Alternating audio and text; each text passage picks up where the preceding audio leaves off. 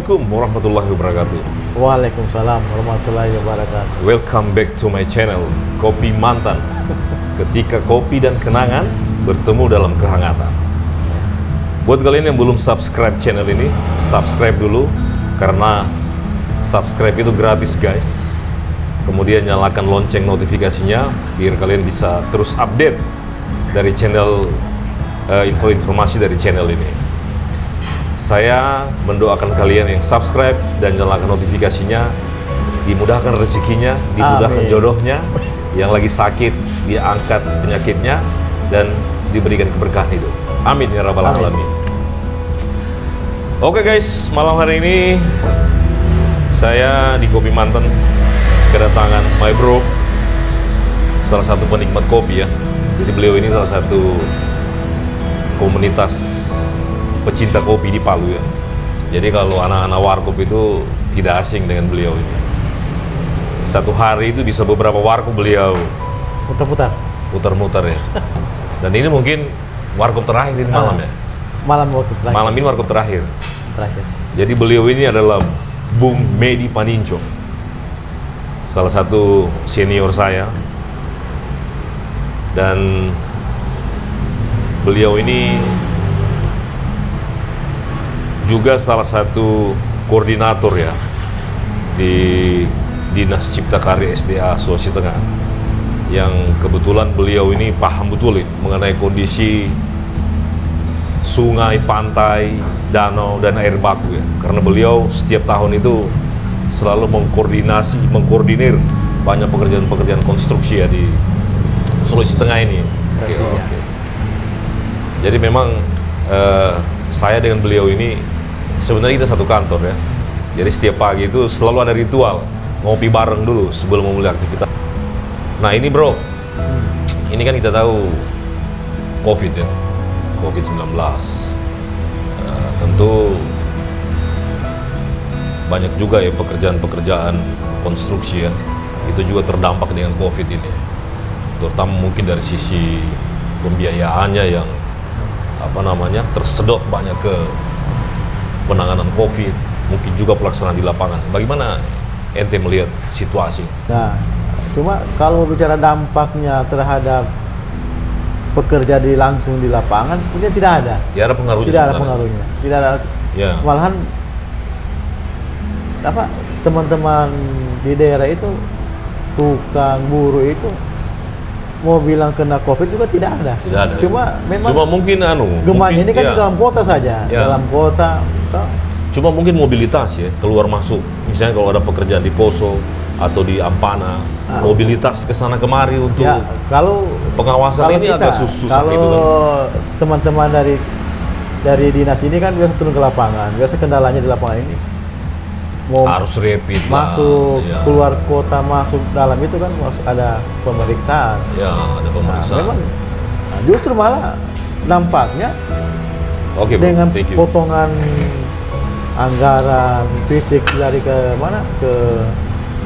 kesehatan, justru dampaknya ya masyarakat di desa semakin tidak mendapatkan pekerjaan lagi. Betul, karena banyak anggaran yang dipotong.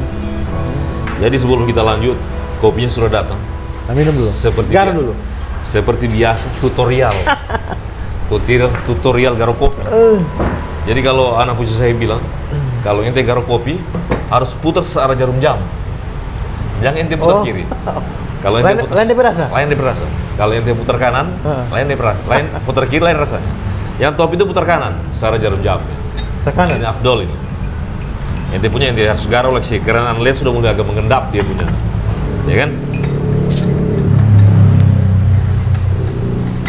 Ya jadi begitu memang. Artinya COVID ini dari tahun lalu ya 2020-2021 ini banyak sekali pekerjaan konstruksi yang dipending ya. Dipending karena dananya itu tersedot ke penanganan COVID-19 ya. Ya ini kan begini bro. Kita tahu bahwa ini kan akhir-akhir ini kan perubahan cuaca ini ekstrim loh. Nah, tentu ini berdampak pada kondisi sungai-sungai kita, terutama di Sulawesi Tengah kan yang menjadi kewenangan provinsi kan. Karena pasti banyak wilayah sungai yang menjadi kewenangan provinsi ini yang membutuhkan penanganan ya kan? Bagaimana menurut ente? Maksudnya dengan kondisi uang kita yang ada sekarang ini kan, maksudnya kemampuan provinsi daerah menganggarkan pekerjaan penanganan sungai ini, apakah cukup atau tidak? Atau bagaimana koordinasinya dengan kabupaten misalnya? Atau mungkin kewenangan APBN? Ini kan selalu jadi persoalan ini kan, masalah kewenangan ini. Sebenarnya sih kalau kewenangan kita ini yang punya kewenangan yang berdampak langsung itu kabupaten kota, karena mereka punya wilayah. Walaupun itu kewenangan provinsi, kewenangan pusat, tapi yang dampak sekali itu yang contoh saja banjir di Parigi. Di Parigi itu masyarakat tidak mau tahu ini kewenangan pusat, siapa yang jelas saya punya daerah ini dari Kabupaten Parigi, berarti yang bertanggung jawab kepala daerahnya dengan perangkat-perangkatnya. Betul. Ini juga ini dengan sungai. Ini juga yang kadang-kadang jadi masalah begini. Banyak kabupaten kota kan, banyak daerah, mereka ini kan kadang-kadang selalu berlindung di balik kewenangan, ya kan? Misalnya begini, ada misalnya sungai ya, yang ada sungai misalnya di satu kabupaten di Sulawesi Tengah ini, yang sebenarnya itu urgent untuk secepatnya ditangani. Tapi ternyata bukan kewenangannya mereka, bukan kewenangannya kabupaten kota, sehingga ketika misalnya masyarakat mengeluh, seperti ente bilang tadi kan, bahwa masyarakat tidak mau tahu ini kewenangan siapa. Yang pertama dia tabraknya itu pemerintah daerah, kabupaten kan, ya kan? Artinya sebagai rakyat ya pasti mereka juga mungkin mengadu ke DPR. Ternyata misalnya sungai itu bukan jadi kewenangannya mereka. Nah ini bagaimana solusinya? Kira-kira bisa tidak kewenangan misalnya yang menjadi kewenangan provinsi atau kewenangan pusat itu ditangani oleh kabupaten atau sebaliknya? Misalnya yang menjadi kewenangan APBN ditangani oleh provinsi. Bisa. Ini perlu pencerahan itu. Kayak kita Poso. Ada beberapa titik daerah sana kemarin. Kita kan kewenangan khusus APBN. Pusat ini wilayah ini kan kalau tidak salah yang wilayah Parigi, Kasimbar sampai di Poso. Kalau tidak salah sampai di mana ini? Di Ampana ini, itu wilayah Sungai Oya, situ. Itu kalau yang saya tahu itu dia WS, wilayah Sungai Parigi Poso, itu kewenangan APBN ya. APBN. Cuma kayak kemarin kita kan sudah contoh, Salam kita tahun ini kita ada penanganan di Lariang. Lariang itu kan termasuk wilayah APBN. Pusat juga, kewenangan pusat. Nah, kita kan koordinasi. Tanya lagi, apakah tahun ini atau tahun depan ini ada pekerjaan untuk penanganan ini? Ada penanganan untuk kita tidak mau tahu karena sungai ini mengancam kawasan pemukiman misalnya, infrastruktur, pemukiman, terus perkebunan. Nah, bagaimana caranya kita mau tangani ini? Kita mau tangani, bukan kita punya kewenangan. Nah, kayak kita koordinasi dengan dari provinsi, dari kita Cipta Karya ke balai untuk bagaimana ke depannya Sungai Lariang ini ada kewenangannya berapa desa ini. Nah, mereka bilang mungkin tidak ada. Nah, kita mau tangani. Nah, kita mau tanya, kita secara administrasi ya kita menyurat ke kementerian melalui gubernur. Berarti bisa ada pelimpahan kewenangan dari pusat misalnya ke provinsi misalnya atau ke kabupaten misalnya langsung ya? Bisa. Tinggal bagaimana kita koordinasi. Koordinasi. Kalau sekarang bagaimana? Kalau kepala daerah, bupati tidak mau tangani, terus menunggu warganya, misalnya wilayahnya, urgent juga ini. Bagaimana tidak mau? Tidak mungkin kita menunggu APBN kan? Sebenarnya di situ ada dua sebenarnya. Kalau memang tangani dua, masalah finansial dengan kemauan. Artinya kemauan apa? Kalau memang niatnya mau membangun atau mau membantu, walaupun kewenangannya pusat, ya kita koordinasi terus. Artinya dari awal sudah harus dikoordinasikan. Kalaupun dia punya uang, ya itu tadi kita harus koordinasi. Bagaimana kita mau tangani ini? Ini sungai atau pantai, jadi cuma intinya bagaimana kita untuk apa? Political will sebenarnya, keinginan tuh. keinginan. Kita mau tidak kita mau tidak berbuat atau tidak gitu. Nah ini juga Bu, informasi ya buat teman-teman di daerah ya, kabupaten kota ya. Jadi selama ini kan memang ada image, ada stigma gitu kan, bahwa oh ini kewenangan pusat kita nggak bisa tangani gitu kan. Kadang-kadang anggota DPR juga ya, anggota DPRD kabupaten kota itu punya mindset juga seperti itu, ya kan? Karena bukan menjadi kewenangan kabupaten kota. Budgeting Pak, ini tergantung uang. Iya, uang kabupaten saja. kota. Kemudian mereka walaupun misalnya urgent, mereka tidak mau menganggarkan gitu. Padahal sebenarnya kalau menurut saya kalau memang betul-betul itu urgent dan setelah dikoordinasikan kepada pemilik kewenangan bahwa dalam waktu dekat belum ada rencana penanganan atau pembiayaan, ya mau tidak mau, suka tidak suka, kita harus spend money kan. Ini kan Kita harus turun anggaran. Kemarin surat mau ditangani. Ya. Mau ditangani terus kewenangannya balai pusat. Kalau tidak ditangani bagaimana warganya? Betul. Makanya kita uang ada. Ya kalau uang ada ya sudah kita koordinasi dengan pihak balai. Ini kita kalau menurut resmi ya menurut. Jadi secara administrasi ada pelimpahan kewenangan. Pak. Pelimpahan kewenangan dari misalnya dari APBN ke provinsi atau kabupaten. Jadi itu dasarnya. Dasar menangani itu. Itu poso kan ada berapa titik kita. Ya. Tapi sebelum kita lanjut, ini kan Kopi Mantan ini terkenal dengan pisang tipis-tipis. Pisang goreng tipis-tipis. Pesan. Jadi kayaknya sudah digoreng. Kayaknya sudah digoreng ya pisang goreng. Oh, sudah. Pisang goreng, Bro. Pisang goreng. Supaya meja tidak ada beliau kosong juga sedikit kan. Artinya cerita begini sambil ada yang dikunyah-kunyah itu inspirasi semakin semakin dapat begitu. Karena selalu ketika Dan tadi kemauan Pak. Ujung-ujungnya political will itu kemauan. Makanya sebenarnya kalau saya bilang saya pernah ngobrol dengan salah satu salah satu kepala daerah di Sulawesi Tengah ini. Ketika ngobrol-ngobrol santai begini juga di warung kopi. Jadi saya bilang sebenarnya begini Pak, uang APBD itu khusus untuk penanganan infrastruktur harusnya dia stimulan saja, ya kan? Karena kalau kita mau mengandalkan uang APBD kabupaten misalnya kan, untuk mengenai pekerjaan-pekerjaan infrastruktur yang besar itu tidak cukup, habis. Makanya kita sharingnya itu misalnya kita siapkan perencanaannya saja, ya kan? Kita siapkan perencanaannya saja, nanti masalah pembangunan konstruksinya mungkin kita sharing dengan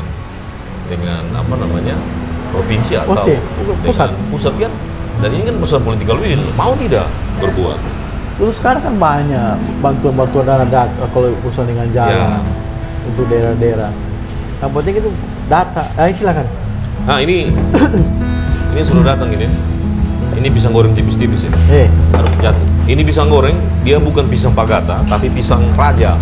Pisang raja ini agak manis dia. Sama dia yang punya? Sama dengan punya. Sama dengan owner Kopi Mantan, agak manis-manis dikit. Asal jangan tambah O. Jadi begitu. Sama dengan kasus begini, Bro. Saya pernah bicara begitu dan khusus Tojo Una-Una kan. Tojo Una-Una. Kebetulan kan kayak Kepulauan Togean itu dia kan menjadi kawasan strategis nasional, KSN kan. Di sana itu ada Taman Nasional Kepulauan Togean, TNKT. Artinya itu penyediaan infrastruktur dasar di sana itu menjadi kewenangan APBN sebenarnya. Kita bisa sharing. Bisa. Ya kan? Misalnya sanitasi, air minum, persampahan, ya kan, air limbah, bahkan energi, penyediaan energi, misalnya energi listrik berbasis solar cell dan sebagainya itu bisa kita sharing sebenarnya dengan APBN kan, dengan APBN. Cuman saya pernah bilang begini, untuk menyelesaikan infrastruktur dasar di Kepulauan Togean ini, kalau kita mengandalkan APBD itu tidak mungkin, mustahil itu saya bilang. Baru kita bangun saya misalnya SPAM ya, sistem penyediaan air minum, habis APBD. Khusus untuk ibu kota kecamatan saja habis APBD saya bilang. Makanya saya bilang APBD itu stimulan. Kita buat program, buat perencanaan tuh. Misalnya kayak di Togean ini, saya ambil kasus Togean ya. Di sana kalau misalnya untuk air minum ya, untuk mengandalkan air permukaan tidak mungkin tuh, karena memang sumber air permukaan itu hampir tidak ada. Itu pun ada biasa debitnya terbatas itu kan. Makanya solusinya itu air tanah. Ada dua solusinya, air tanah atau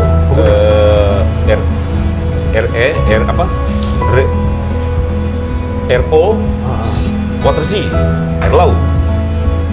Jadi penyulingan air laut jadi air tawar, ya kan? Biayanya besar. Nah, cuma itu kan high cost. Makanya saya bilang dulu, cobalah teman-teman di kabupaten ini kita survei data geolistriknya kan, di mana cadangan air tanah itu bisa kita manfaatkan, bisa kita bor, nanti tinggal distribusinya mungkin bisa menggunakan Ini perpipaan. saja apa? Ini koordinasi dengan provinsi yang mana? Itulah, saya bilang ini kan persoalan Dari koordinasi. hulunya siapa yang kerja, Ya. terus siapa jaringannya siapa yang kerja. Jadi kita tinggal bagi kewenangan saja supaya tuntas Intinya kan untuk masyarakat. untuk masyarakat. Ah. Karena saya bilang begini, itu orang di Sulawesi Tengah ini khusus untuk infrastruktur ya, terutama ke cipta karyaan, terutama ke PU-an. Lengkap kita punya balai ini kan? Oh iya. Lengkap balai kan sudah sekarang. Balai Cipta Karya ada, Sudah ada. balai wilayah sungai ada, balai jalan ada. Kewenangan so jelas punya kewenangan. Kewenangan masih jelas. Balai perumahan ada, ya kan? Balai BP2JK jasa konstruksi juga ada. Itu tadi kembali kita sebenarnya apalagi semua balai ada di Kota Palu. Tinggal koordinasi ini kepala daerah. Artinya bupati wali kota itu yang selalu undang.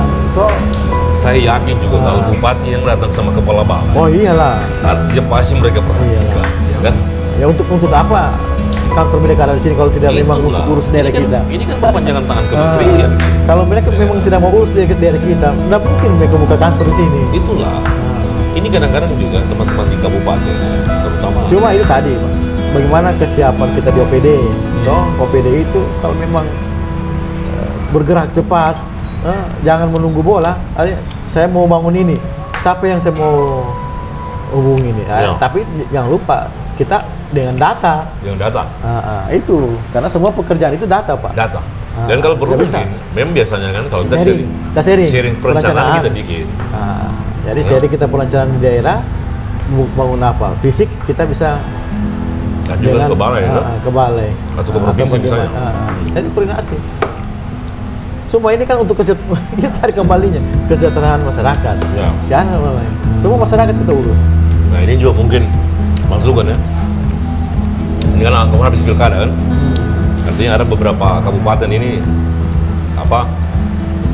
ada pemimpin baru, ya kan minimal lah pemimpin baru ini cobalah untuk open minded gitu kan, terbuka bahwa menyelesaikan infrastruktur itu harus kolaboratif, Ya. ya kan, karena high cost, tidak mungkin membiayai infrastruktur itu menggunakan APBD sendiri, karena APBD juga habis dibagi dengan banyak urusan.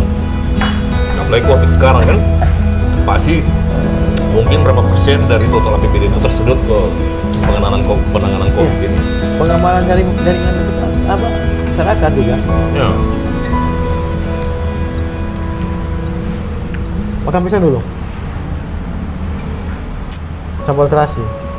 Bagaimana menurut ente pisang tipis-tipis ini? Memang beda di empat kata, bro. Di sini juga sebenarnya ada sukun ya, bro. Ada sukun goreng pakai gula merah. Belum Cuma lagi air putih. sold out. Lagi sold out dan memang sekarang sukun agak susah nih. Jadi kalau beliau ini nanti ada banyak pekerjaan di daerah pantai barat, mungkin dia bisa supply.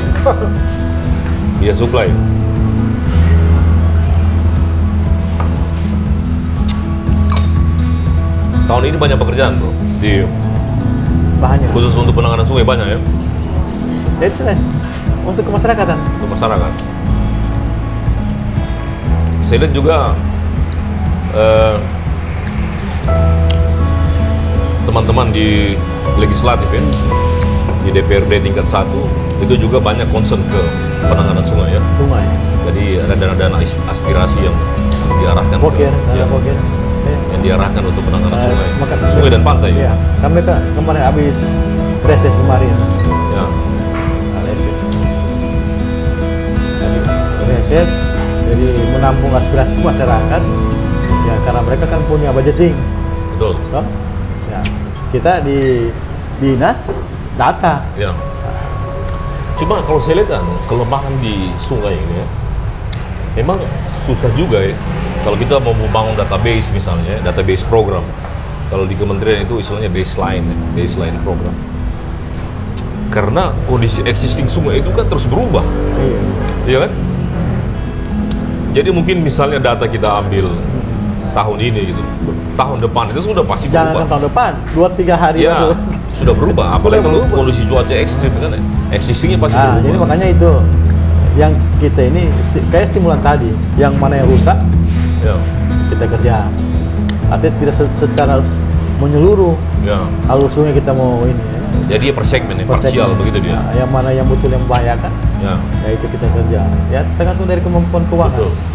Nah makanya biasanya teman-teman itu kita ada pengukuran atau perencanaan itu ya di mana yang lokasi-lokasi yang ekstrim-ekstrim untuk mengancam.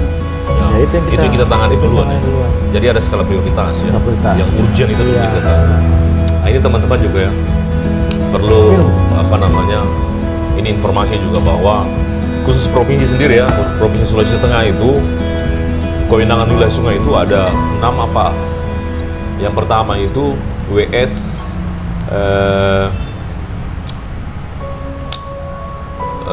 Lambunubuol. Itu WS Lambunubuol itu daerah Toli-Toli ya. Ini UPT 1, UPT 1. Iya, UPT 1. Jadi secara kelembagaan ditangani oleh UPT 1. Nah, ini informasi ini buat teman-teman yang nonton video ini. Kemudian ada wilayah sungai Latambalako. Itu UPT 2 dia, ditangani oleh UPT 2 itu pokoknya wilayah Ampana. ya wilayah sampai Morowali Utara, Morowali Utara, kemudian Banggai. Ampana, Banggai Itu sampai di Kepulauan. UPT 2. UPT 2. Itu kewenangan kita. Ya, provinsi. kita. Jadi yang kedua itu Latambalako ya, itu daerah Morowali Utara. Sigi, kota, sebagian Donggala itu Kewenangan pusat. provinsi. Oh, kewenangan Provinsi apa pusat? kewenangan pusat. Kemudian yang ketiga itu WS Bongkamentawa. Bongkamentawa itu wilayah Tojo Una-Una. Tojo Una-Una, kemudian sebagian Banggai. Banggai dengan Banggai. Bongkamentawa. Ah, ini ada anu lagi, Bro. Artinya ini informasi juga buat bahwa ada wilayah sungai baru. Kemudian untuk Ya, yang UPT. sementara kita usulkan sekarang itu UPT 3 berarti? Nanti itu UPT masuk- 3, dia masuk ke UPT 2. Tetap masuk ke UPT 2. Jadi namanya itu WS Banggai, WS Kepulauan Banggai. Jadi dia masuk ke Bangkep, Bangkep. Banggai Kepulauan dan Banggai Laut, Balut. Nah, ini mungkin kalau saya nggak salah tahun ini sementara ada perencanaan pola wilayah sungai sementara direncanakan tahun ini. Jadi teman-teman mungkin ya yang nonton video ini harus tahu, oh ini jadi kewenangan provinsi itu ini. Jadi kalau ada masalah, ada usulan program, ada izin-izin pemanfaatan itu bisa langsung ke provinsi. Dan kebetulan secara teknis itu ditangani di Dinas Cipta Karya dan Sumber Daya Air Provinsi Sulawesi Tengah. Jadi begitu informasi lah, supaya obrolan warung kopi ini ada sedikit manfaatnya. Tidak ngalur ngidul kemana kan? Artinya supaya teman-teman di luar sana juga dapat info-info positif. Kalau begitu bisa goreng dulu. Kita goreng dulu. Tarik dulu lagi kopi.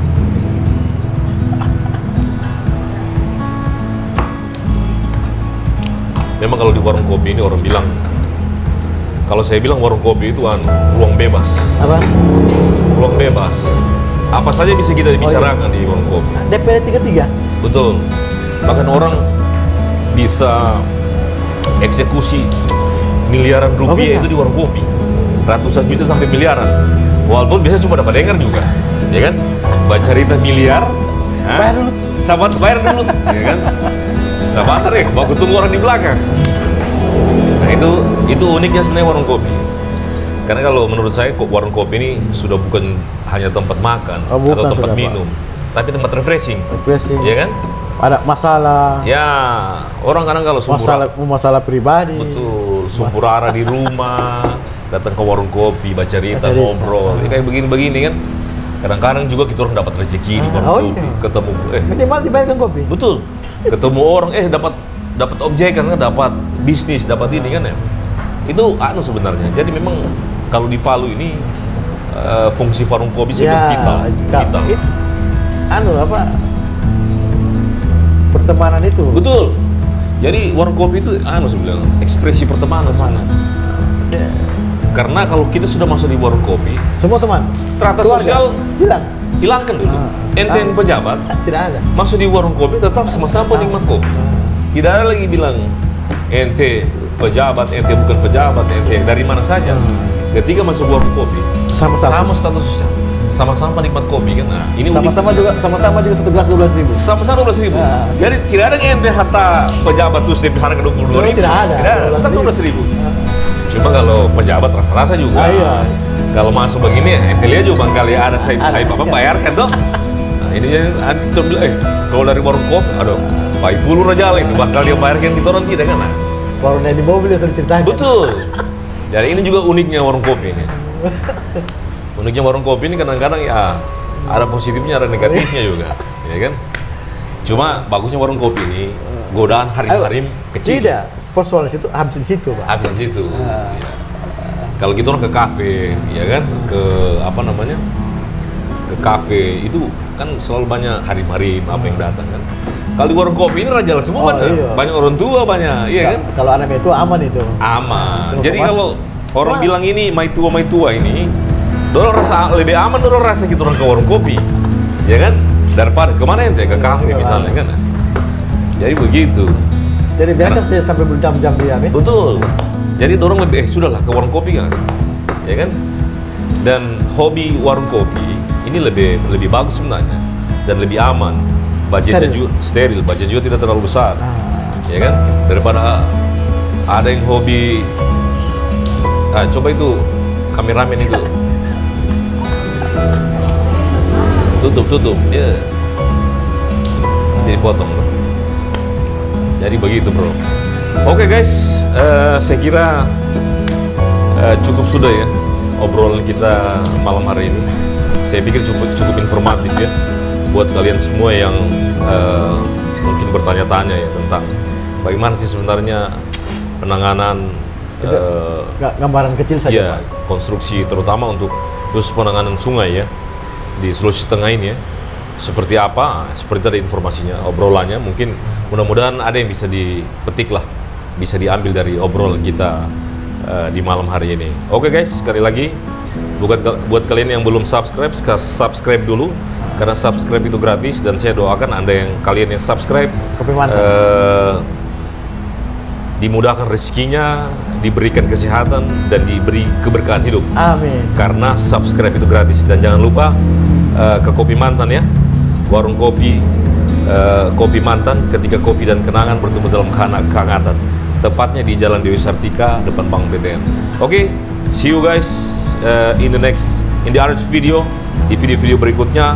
Thank you, terima kasih. Assalamualaikum warahmatullahi wabarakatuh. Salam kesehatan dulu. Salam kopi.